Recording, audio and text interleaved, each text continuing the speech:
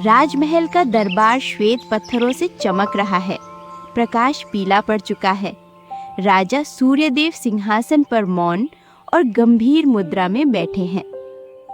उनके सामने मंत्री धर्मपाल, रानी सिमरन और कुछ महल के दरबारी विनम्रता से खड़े हैं। वातावरण में गंभीरता और मौन व्याप्त है। मंत्री जी, धरती की खामोशी कभी-कभी बड़े तूफान की भविष्यवाणी होती है। क्या आपने नेवादगढ़ की सरहद से खबर मंगवाई? महाराज, सूचना प्राप्त हुई है। नेवादगढ़ की सेना एक बार फिर हथियारों की गूंज से हमारे विदेश की शालीनता की परीक्षा ले रही है। ये तो वही आशंका है जो वर्षों से तुम्हारे स्वप्नों में आती रही है ना सूर्यदेव? हाँ सिमरन, ये वही वक्त है जब मेरा पुराना वचन अब मेरी आंखों में आंखें डालकर खड़ा है।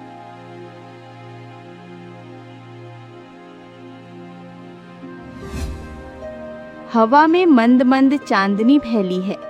रानी सिमरन महल की ऊंची खिड़की से दूर आसमान की ओर देख रही हैं। उसी क्षण पीछे से राजा सूर्यदेव कक्ष में प्रवेश करते हैं। उनकी चाल धीमी और विचारों में डूबी हुई है।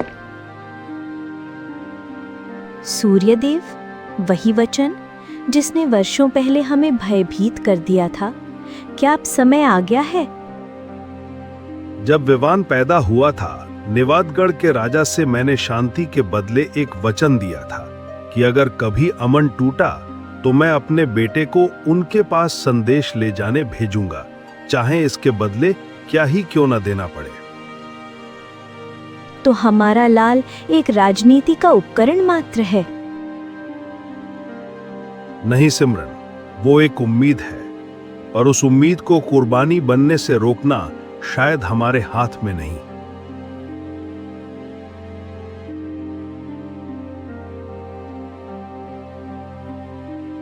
राजकुमार विवान आंगन में तलवार चढ़ाने का अभ्यास कर रहे हैं। उनका चेहरा पसीने और समर्पण से भरा है।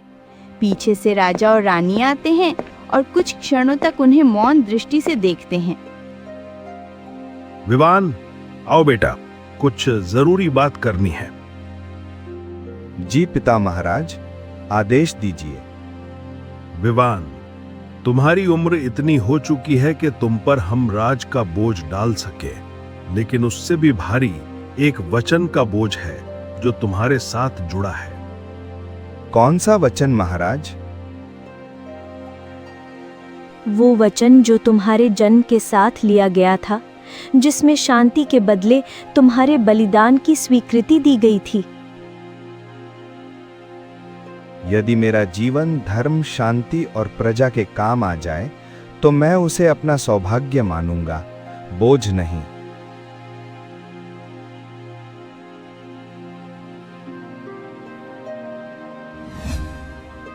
एक विशाल कमरा जहां चारों ओर प्राचीन ग्रंथ और पत्थरों पर खुदी हुई शिलाएं सजी हैं। वहां जनार्दन जी धीरे धीरे एक पुरानी चमड़े की जिल्द वाली पुस्तक खोलते हैं और ध्यानपूर्वक उसका अध्ययन करते हैं।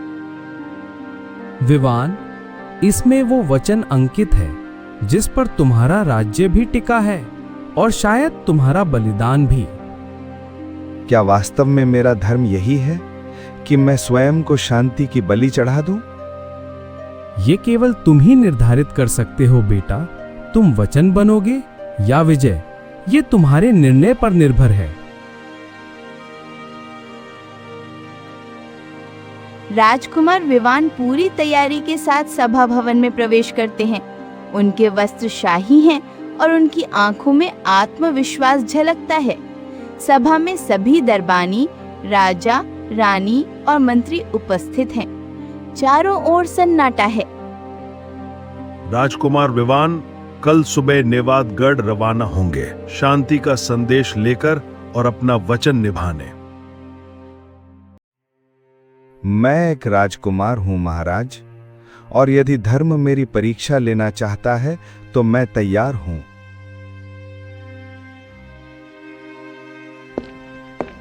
विवान रानी सिमरन के कक्ष में अंतिम बार उनका आशीर्वाद लेने आते हैं। रानी का चेहरा भावुक है।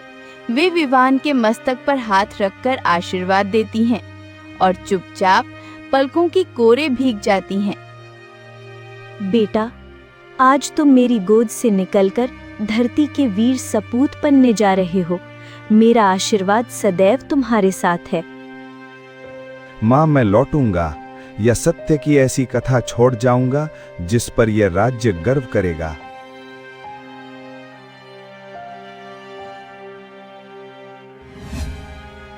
प्रभात की कोमल किरणों में महल का आंगन शांत और गंभीर दिखाई देता है। राजा सूर्यदेव, रानी सिमरन, मंत्री धर्मपाल, जनार्दन जी, दरबारी और सिपाही कतार में खड़े हैं। राजकुमार विवान सुनहरी जिरह यानी बख्तर पहने हुए एक सुंदर सजे हुए घोड़े के पास खड़े हैं। माहौल भावुक है। विवान, धर्म के रास्ते पर चलना आसान नहीं होता, मगर राजकुमार वही होता है जो अपने डर को धरती के नीचे दफना दे। पिता महाराज, आपका आशीर्वाद और माँ की दुआएं मेरी ढाल होंगी। मैं वचन निभाने जा रहा हूँ और सत्य लेकर ही लौटूंगा। बेटा, मेरी छाया सदैव तेरे सिर पर रहेगी, पर स्मरण रहे, सत्य का सामना करना ही सबसे बड़ी तलवार उठाने के समान है। विवान घोड़े पर सवार होते हैं। महल के विशाल दरवाजे धीरे धीरे खुलते हैं। रास्ता घने जंगलों, ऊंची घास और विशाल पत्थरों से बनी पहाड़ी चट्टानों से घिरा है। विवान अकेले अपने घोड़े पर सवार होकर आगे बढ़ रहे हैं। अचानक झाड़ियों में हलचल होती है, पत्तों की सरसराहट सुनाई देती है और 4 नकाबपोश योद्धा अचानक सामने आकर उन्हें घेर लेते हैं। विवान सावधान हो जाते हैं। तलवार आधी म्यान से बाहर निकलती है और दृश्य रुकता है।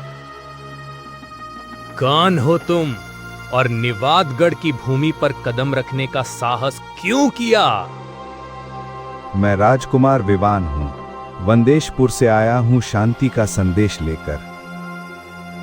यहाँ शांति का अर्थ कमजोरी समझा जाता है और कमजोर को जीवित लौटने नहीं दिया जाता।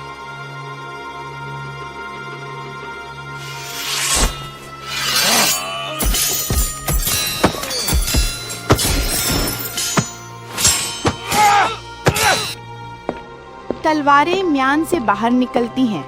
विवान कुशलता से युद्ध करता है, 2 शत्रुओं को घायल करता है और शेष भयभीत होकर भाग जाते हैं। तलवार की चमक और पत्तों की सरसराहट के बीच जंगल फिर से मौन हो जाता है। यदि तुम सच्चाई पर वार करोगे तो वो तुम्हें काट कर दिखाएगी, क्षमा नहीं करेगी। विवान अकेला हल्की सी घायल अवस्था में एक पुराने सुनसान रास्ते पर धीरे धीरे चलता है। उसकी सांसें तेज हैं, कपड़े धूल और खून से सने हुए हैं। अचानक एक ठंडी हवा बहती है और दूर कहीं अंधेरे में जलती आग की हल्की रोशनी दिखाई देती है। विवान उस रोशनी की ओर बढ़ता है और एक पुराने पत्थरों से बने आश्रम के द्वार पर पहुंचता है। यह आश्रम बेलों और एक विशाल वटवृक्ष के बीच छिपा हुआ है। दरवाजा आधा खुला है, मानो उसके आने की प्रतीक्षा कर रहा हो। अंदर अग्नि के पास एक वृद्ध महर्षि विधान ध्यान मग्न मुद्रा में बैठे हैं। उनकी आंखें बंद हैं, पर जैसे उन्हें पहले से ज्ञात था कि विवान आएगा। वे धीरे धीरे आंखें खोलते हैं और मंद स्वर में कहते हैं, तुम आ गए राजकुमार। महर्षि जी, मैं लौटा नहीं हूँ। सत्य की खोज में निकला था, राह मुझे फिर आपके द्वार तक ले आई। विवान, कुछ मंजिलें हम स्वयं नहीं चुनते, वे मंजिलें हमें चुनती हैं। तुम यहां अपने कदमों से नहीं, अपने प्रश्नों से पहुंचे हो। मुझे सत्य जानना है। क्या मैं केवल एक वचन का बंदी हूं? महर्षि विधान एक पुराना तांबे का संदूक खोलते हैं। उसमें एक पीला पड़ चुका शिलालेख है जिस पर राजा सूर्यदेव की मुहर लगी है। वे वो पत्र विवान को सौंपते हैं और कहते हैं, ये वही वचन है जिसके साथ तुम्हारा जन्म जुड़ा है। यह वह वचन है जो तुम्हारे जन्म के दिन लिया गया था। निवाधगढ़ और वंदेशपुर के बीच सुलह के बदले राजा सूर्यदेव ने यह प्रतिज्ञा की थी कि यदि कभी युद्ध हुआ तो उनका पुत्र शत्रु राज्य में शांति का दूत बनकर जाएगा और आवश्यकता पड़ने पर अपने प्राणों की आहुति देकर शांति स्थापित करेगा। तो क्या मैं एक समझौते की मोहर मात्र हूं? नहीं, तुम वही हो जिसे उस मोहर को अर्थ देना है। तुम सत्य हो, पर अब तुम्हें यह सिद्ध करना होगा कि तुम बलिदान नहीं, परिवर्तन हो। मैं यह तलवार केवल शत्रु से नहीं, सत्य से भी युद्ध करने के लिए उठाऊंगा, और जो शेष रहेगा वही मेरा सच्चा वचन होगा। निवादगढ़ का प्राचीन किला ऊंचे बुर्जों, काले पत्थरों की दीवारों और एक दुर्गंध भरी चुप्पी से घिरा हुआ सामने खड़ा है। विवान धीरे धीरे अपने घोड़े पर सवार होकर उस ओर बढ़ता है। द्वारपाल उसे पहचानते हैं और आदर सहित किले के भीतर ले जाते हैं।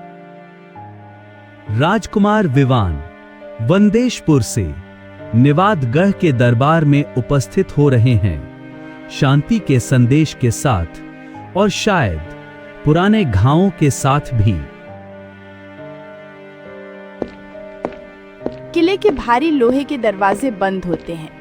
विवान की आंखें उस अंधकार को देख रही हैं जो अब उसके चारों ओर गहराता जा रहा है। बाहर नहीं, अंदर।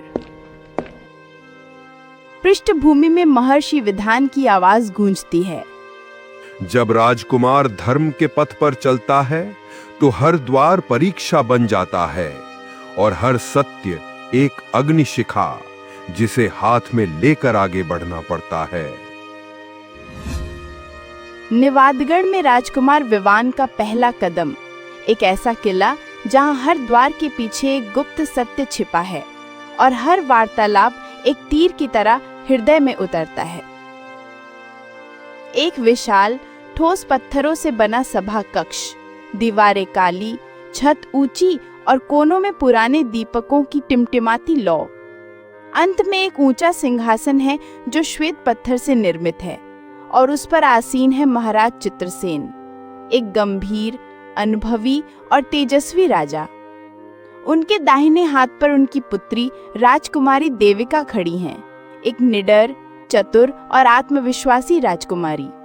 बाईं ओर मंत्री और सेनापति खड़े हैं, चेहरे पर सतर्कता और मन में संदेह लिए। वंदेशपुर के राजकुमार विवान शांति का संदेश लेकर उपस्थित हुए हैं। विवान धीमे और विनम्र कदमों से सभा कक्ष में प्रवेश करता है। दरबार पूरी तरह शांत है, हर आंख उसी पर टिकी है। वह सिंहासन के समीप जाकर झुकता है और सर झुकाकर सम्मान प्रकट करता है। राजा चित्रसेन महाराज, मैं धर्म, विश्वास और वचन का संदेश लेकर आया हूं। विश्वास? तुम उस राजा के पुत्र हो जिसने हमें वचन देकर वर्षों तक मौन रहने पर विवश किया और अब उसी वचन की कीमत लेने आए हो? नहीं महाराज, मैं वो कीमत लेने नहीं आया। मैं वो वचन निभाने आया हूं जो सच्चाई से जुड़ा हो, कमजोरी से नहीं। काश हर राजकुमार तुम्हारे जैसा होता, मगर यहां तुम्हारा सत्य तुम्हें बचा नहीं सकता, क्योंकि यहां हर सत्य राजनीति के नीचे दफन होता है।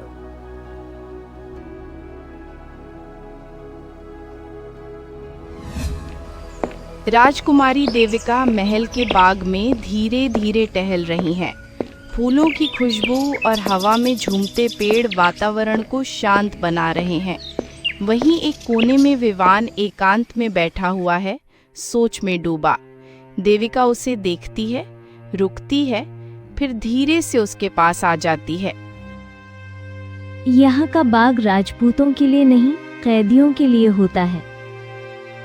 यदि बंदी वही हो जो अपने धर्म के लिए आया हो, तो मुझे गर्व है कि मैं बंदी हूँ।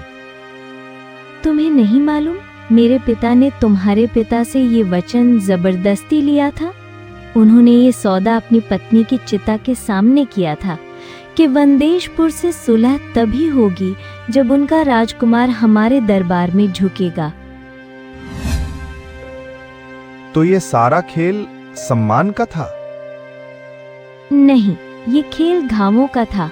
मेरे पिता के हृदय में बरसों से पीड़ा है और तुम उस पीड़ा के चेहरे पर पहला हाथ रखने वाले बने हो। महल की ऊंची दीवारों के पीछे एक पुराना कमरा है जहां रोशनी धुंधली है। वहां मंत्री धीरे से राजा चित्रसेन के कान में कुछ कह रहा है।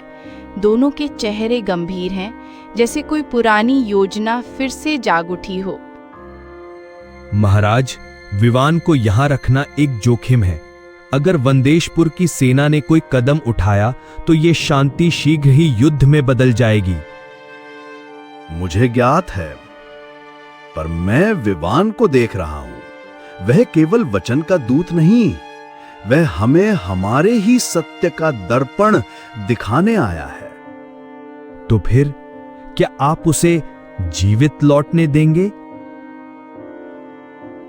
शायद समय आ गया है कि ये वचन दोबारा लिखा जाए।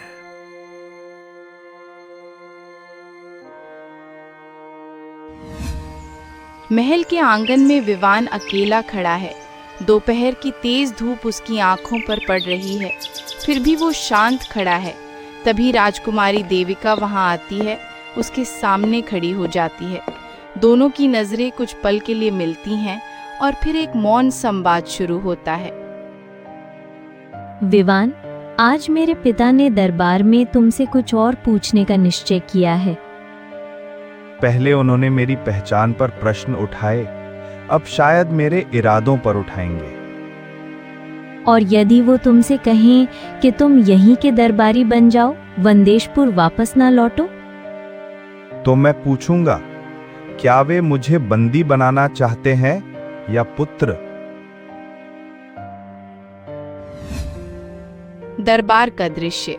सब दरबारी अपनी जगह पर मौन खड़े हैं। विवान सिंहासन के सामने सम्मान से खड़ा है। महाराज चित्रसेन उसे गंभीरता से देखते हैं। उनके चेहरे पर भाव मिश्रित हैं, जिज्ञासा, सावधानी और परख। विवान, तुम्हारा वचन पूर्ण हुआ। तुमने अपनी राज्य का संदेश पहुंचा दिया। अब मैं तुमसे पूछता हूं, क्या तुम लौटना चाहते हो या निवादगढ़ के लिए कुछ और भी करना चाहते हो? महाराज, मैं लौट सकता हूं, लेकिन मैं इस भूमि से कुछ सीखे बिना नहीं जाना चाहता। यदि आप अनुमति दें तो मैं यहां दरबारी नहीं, एक शिष्य के रूप में कुछ दिन रहना चाहता हूं, इतिहास, शत्रुता और धर्म को समझने के लिए। तो ठीक है, तुम यहीं रहोगे, एक शत्रु नहीं, एक दर्शन के रूप में।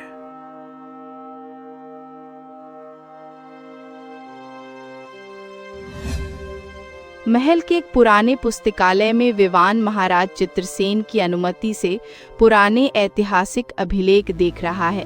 वहां धूल भरे दस्तावेज, बंद रजिस्टर और टूटी फूटी जिल्दों वाली किताबें रखी हैं। उसी समय राजकुमारी देविका भी वहां आती है और एक पल को चुपचाप उसे पढ़ते हुए देखती है। राजकुमार पुस्तकों के बीच कुछ खोज रहे हैं। देखने की आदत यहाँ किसी में नहीं है। पुस्तकें सत्य को छुपाती नहीं, बस धीरे धीरे प्रकट करती हैं। तुम यहाँ शत्रु का इतिहास पढ़ रहे हो, ऐसा क्यों? क्योंकि जो युद्ध अतीत में लड़ा गया, उसका न्याय वर्तमान में होना चाहिए। महल की सीमाओं के भीतर विवान धीरे धीरे टहल रहा है। तभी एक बूढ़ा सैनिक राजा राम उससे टकरा जाता है। राजा राम की आंखों में पुराना क्रोध और कोई गहरी पीड़ा दिखाई देती है। वो विवान की ओर देखता है, जैसे कोई भूली हुई याद फिर से जाग उठी हो। तुम वंदेशपुर के राजकुमार हो? तो मेरे पुत्र का रक्त तुम्हारे नाम पर है। इसका अर्थ क्या है आपका?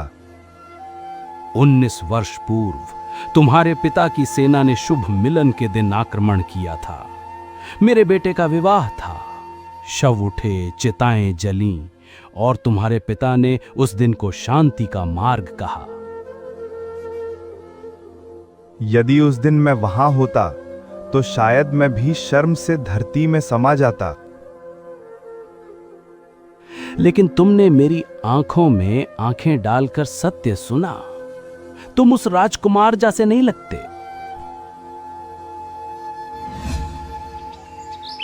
महल की ऊंचाई पर बने झरोखे पर विवान और देविका साथ खड़े हैं। दूर क्षितिज में सूरज धीरे धीरे अस्त हो रहा है। आसमान सुनहरे और नारंगी रंगों से रंग गया है। दोनों चुप हैं, पर मौन में बहुत कुछ कहा जा रहा है। विवान, क्या तुम्हें अब भी लगता है कि ये सब केवल एक वचन है, या अब इसमें कुछ और भी जुड़ गया है? पहले मैं राजधर्म के लिए आया था, अब मैं सत्य की पुकार सुन रहा हूं। यहां जो कुछ छुपा है, यदि मैं जानकर भी मौन रहा तो मैं राजकुमार नहीं, केवल एक संदेशवाहक बनकर रह जाऊंगा। और यदि तुम्हें ये पता चले कि शत्रु के किले में जो सत्य है वो तुम्हारे महल के झूठ से बड़ा है, तो तुम क्या करोगे?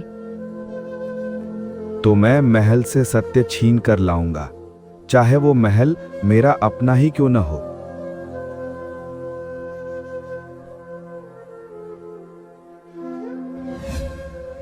राजा चित्रसेन अपने कक्ष में अकेले बैठे हैं। उनके सामने एक पुरानी मोहर और वचन पत्र रखा है। वे उसे ध्यान से देख रहे हैं, जैसे वर्षों पुरानी स्मृतियां फिर से जाग उठी हों। तभी द्वार पर आहट होती है। राजकुमार विवान प्रवेश करता है, पर कुछ पल दरवाजे पर ही ठहर जाता है। महाराज, क्या मेरे पिता ने वास्तव में उस युद्ध की पहल की थी, या उसके पीछे कोई और सत्य था? विवान, तुम सत्य के योग्य हो चुके हो। चित्रसेन एक पल को चुप होते हैं, फिर धीरे से एक गुप्त पत्र निकालते हैं। एक ऐसी राजनैतिक दस्तावेज जो कभी उजाले में नहीं आई। उस पर शाही मुहर लगी है और स्याही अभी भी हल्की चमक रही है।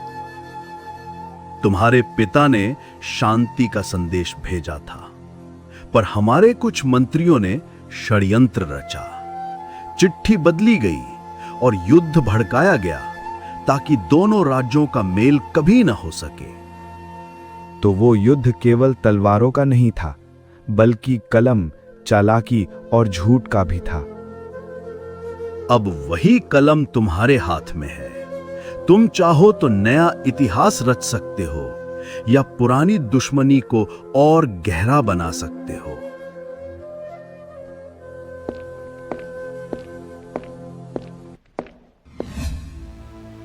किले की ऊंची छत पर विवान अकेला खड़ा है। उसकी दृष्टि आकाश की ओर है, जैसे वो उत्तर ढूंढ रहा हो या सितारों से प्रश्न कर रहा हो। हवा तेज है, पर उसका चेहरा शांत है। मैं यहाँ राजनीति का मोहरा बनकर नहीं आया था, लेकिन अब मैं जान चुका हूँ कि मेरा विश्वास, मेरा वचन महल के पत्थरों से भी बड़ा है। मैं वो कथा नहीं बनूंगा जो पुराने घावों को दोहराती है। मैं वो सत्य बनूंगा जो घावों को भरना जानता है।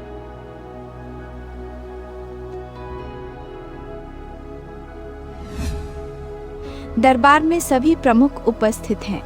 महाराज चित्रसेन, राजकुमारी देविका, मंत्री, सेनापति और अन्य दरबारी। बीच में राजकुमार विवान खड़ा है। उसका चेहरा शांत है, लेकिन आंखों में निश्चय और तेज की चमक है, जैसे उसने भीतर कोई सच्चाई पाली हो। विवान, तुमने वह सत्य जाना जो वर्षों तक महलों की दीवारों में बंद था। अब तुम्हें निर्णय लेना है। क्या तुम उसे वंदेशपुर वापस ले जाओगे, या यहां किसी नए सत्य की नींव रखोगे? महाराज, मैं दोनों राज्यों के बीच एक नया वचन स्थापित करना चाहता हूं। ऐसा वचन जो घाव पर मरहम हो, न कि प्रतिशोध की गूंज। और वो वचन किस भाषा में होगा राजकुमार? शांति की या प्रेम की? न केवल शांति का, बल्कि एक नई शुरुआत का, जिसकी मुहर न तलवार लगाएगी न कोई राजनीतिक चाल, बल्कि 2 हृदय और 2 राजधर्म। दरबार एक पल को स्तब्ध हो जाता है। सभी आश्चर्य से विवान की ओर देखते हैं। राजकुमारी देविका अपनी दृष्टि झुका लेती हैं, जैसे दिल में कोई उथल पुथल चल रही हो। महल के बाग में राजकुमारी देविका धीरे धीरे टहल रही हैं। चारों ओर फूल खिले हैं और हवा में मध्यम सुगंध फैली है। वहीं एक और विवान अकेले एक पत्थर की बेंच पर बैठा है। जब देविका उसके पास आती है तो दोनों के बीच एक मौन संवाद फिर से जन्म लेता है। तो तुमने निर्णय ले लिया? हाँ, यदि 2 राज्य समाप्त नहीं हो सकते तो वे एक नए संबंध में बंध सकते हैं। क्या तुमने ये सब केवल धर्म के लिए किया या? पहले केवल धर्म के लिए आया था, लेकिन अब तुम्हारे राज्य की सच्चाई तुम्हारी आंखों की सच्चाई बन गई है। अगर मेरा राजकुमार इतना सच्चा है तो मैं उस पर संदेह कैसे कर सकती हूँ? एक विशाल मैदान में दोनों राज्यों की सेनाएं आमने सामने खड़ी हैं। राजसी पताकाएं लहरा रही हैं। दोनों ओर भव्य शिविर स्थापित हैं। एक और राजा सूर्यदेव, दूसरी ओर महाराज चित्रसेन। उनके बीच खड़े हैं राजकुमार विवान और देविका, एक नई शुरुआत के प्रतीक बनकर। विवान, तुम्हें भेजते वक्त मेरे दिल में खौफ था। आज तुम्हें देखकर मेरा दिल फक्र से भर गया है। सूर्यदेव, हमारी पीढ़ियों ने एक दूसरे को घाव दिए, पर शायद अब समय आ गया है कि हमारे बच्चे हमें क्षमा कर दें। और अगर दोनों रियासतें इस वचन की गवाह बन जाएं, तो क्या तुम दोनों, विवान और देविका, इस नए रिश्ते को अपनाओगे? राजा सूर्यदेव और महाराज चित्रसेन एक पल के लिए एक दूसरे की ओर देखते हैं और फिर एक साथ विवान और देविका की ओर, जैसे वर्षों पुरानी दूरी अब समाप्त हो गई हो। हाँ, हम अपना वचन निभाएंगे।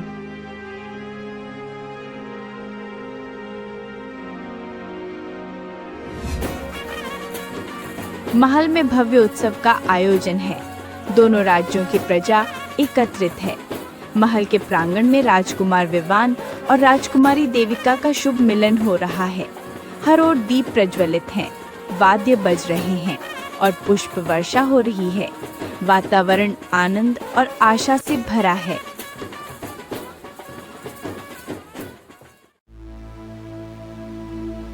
कभी कभी एक वचन पीढ़ियों की दिशा बदल देता है और कभी एक सत्य 2 शत्रुओं को रिश्तेदार बना देता है।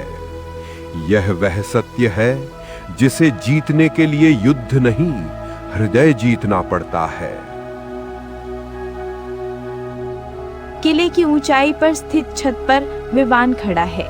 उसके पास देविका भी खड़ी है। दोनों नीचे मैदान में एकत्रित आनंदित जनसमूह को देख रहे हैं, जहां अब न युद्ध है न डर, सिर्फ शांति और विश्वास है। जब मैं निकला था तो केवल एक वायदा लेकर निकला था। अब जब लौटा हूं तो एक कहानी बन चुका हूं। और ये कथा पीढ़ियों तक सुनाई जाएगी, एक सच्चे राजकुमार की जिसने युद्ध नहीं, विश्वास जीता।